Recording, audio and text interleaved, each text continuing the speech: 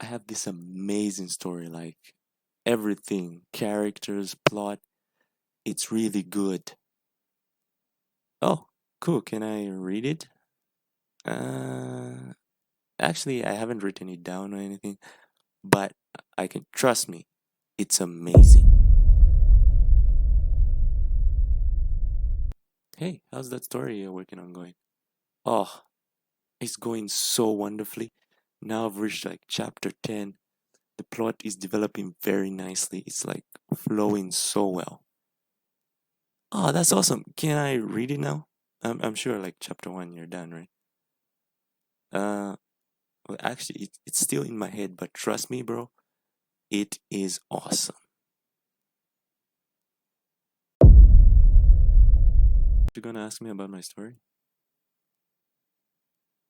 I don't know. Can I read? No, but now I've reached like chapter 10. The plot is developing. Welcome to the Z Artist. I am an artist, just like why do we as artists, story writers do this? Like 90% of it in our head, it will be done. Like, but when we try to write it, eh, and then we think like in our heads it would be like the greatest thing, like to surpass all the series that are winning today, all the series that are doing well today. But it's not on paper. And even if we write it a bit, it will feel different. So we just try to keep it in our heads where everything is still working out and every plot point fits. So I'm gonna find out why do we do this? What's the idea behind this and how we get to this point? And I'll probably look at how we can translate those ideas instead of always being stuck in your head to try to write something instead. Why do things seem better in our heads? So there are multiple reasons why this can happen, and you can feel the story is very good in your head. It could just be a good idea. Your story is actually a good story and it actually has many exciting parts. But the problem is, because you don't write any of those ideas down, like they just keep growing in your head. You know, your head will now start to get full with so many ideas because they're not written down. You feel like you need to keep them in your head. So you just keep rethinking those ideas, reshaping them, redoing them without actually giving space for more ideas to get in. So what I mean is, instead of writing just a bit of it down, even a few ideas down, so that you leave your brain more time to process the story, so that it makes more sense even when you start writing it down.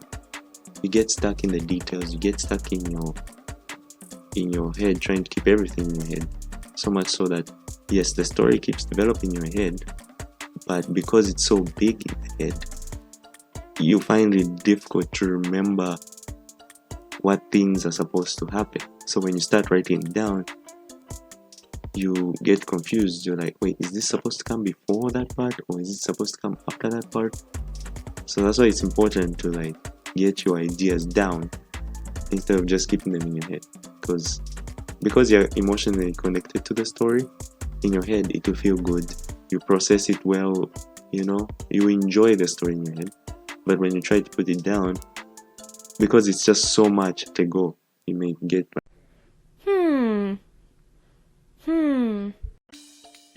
another reason why stories are better in your head is that coming up with ideas just feels good.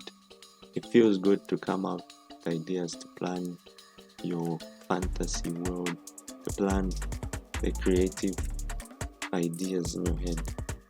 That's like the most enjoyable part for most people.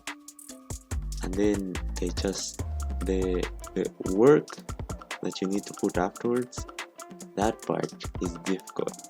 So you tend to procrastinate from actually doing that work and just stay stuck in, you know, what feels good, which is coming up with ideas, because it does feel very good. But if you want your story to come out, or you want your artistic idea to come out, You actually have to put it on paper, which is difficult part, but it just feels so good to process the idea, to feel like everything's going well, because coming up with ideas is nice and it just feels good.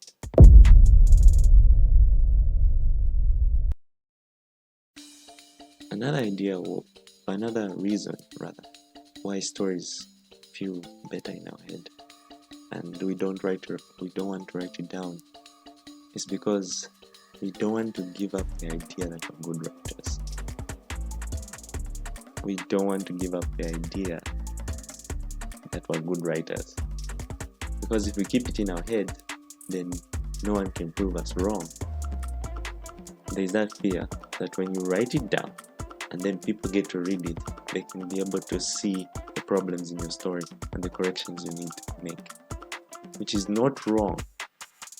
It's normal for you to correct things in your story, but we want to get it so right the first time that we just want to immediately reproduce the story. It's like very good. So in order to prevent people from seeing that, we just want to keep it in our heads. We never want to share anything. We never want to write it down. We just want to prove to ourselves we're good writers, which the only way you can actually prove it is if you write it. If you don't write it, if you don't draw it, you can't prove that you're a good artist, that you're a good writer, because it's in your head. But we want to protect that part of ourselves, because if it comes out, then people will see what level we are actually at, which is not bad to know what level you're at, because if you know what level you're at, then you can know how to actually improve. But it's difficult to admit that, and it's difficult to show that. So what can we do in order to make sure that our ideas actually come out of our head? From the research I've done, and you see some of the articles linked in the description, a lot of these articles talked about writing just a few ideas at a time. If you're a writer, maybe writing one sentence. If you're an artist, you can just draw some sketches. You're not focusing on finishing the project or going from start to finish or starting from the beginning.